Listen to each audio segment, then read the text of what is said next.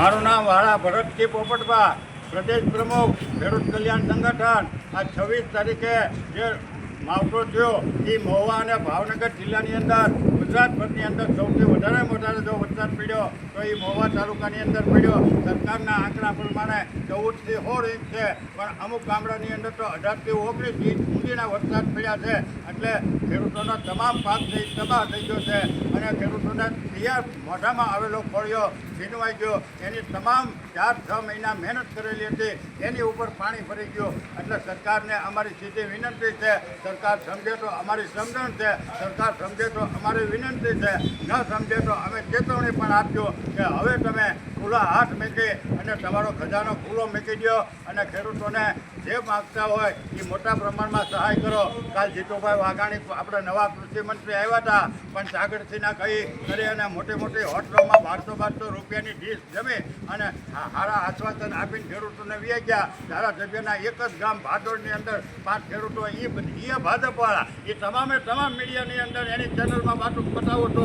એ બધા ભાજપના ખેડૂતો એને ઊભા કરી દીધા. એ તો બધા આગેવાન છે, કોઈક જિલ્લાના સભ્ય છે, કોઈક માર્કેટિંગ યાર્ડનો નેતા છે, કોઈક તાલુકાનો નેતા છે, કોઈક ભાજપના સંગઠનનો મોટો આગેવાન છે અને ખેડૂતોના નામે ધટિંગ કર્યા. જીતુભાઈની હાજરીમાં એને અમે સખત શબ્દોમાં વખોડી કાઢીએ છીએ અને જીતુભાઈ તો સાચા એને જો ગોહિલવાડની પાઘડી કાલ પહેરી છે એ પાઘડીનું જો એને માન રાખવું હોય જીતુભાઈ વાઘાણીને તો અમને ખેડૂતોને પૂરતી સહાય આપી દો.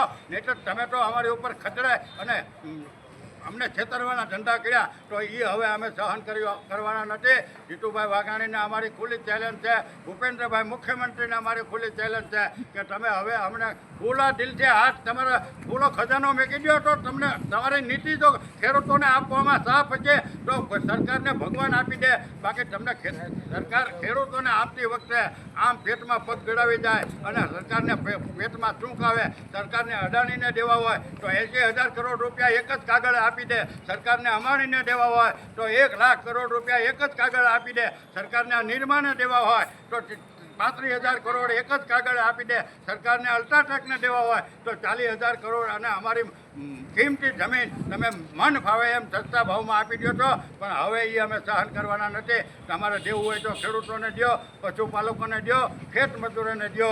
સરકાર જો ટકતી હોય અને સરકાર જો ગાંધીનગર ને દિલ્હીમાં જો બેઠી હોય તો એ અમારા ખેડૂતોના પ્રતાપથી બેઠી છે. સરકાર જો એમાં નહીં હવે સમજે તો ટૂંક સમયની અંદર આવનારી તાલુકા જિલ્લા પંચાયતની અંદર અમે પણ હવે વિરોધ પક્ષના નેતાઓની જેમ ખુલ્લા મેદાનમાં નીકળવાના છીએ અને સરકારને પાડી દેવાની છે અને વિસાવદરવાળી કરવાની છે. જો સરકાર સમજી જાય તો અમારી એને વિનંતી છે, ન સમજે તો વિસાવદરવાળી કરવાની છે.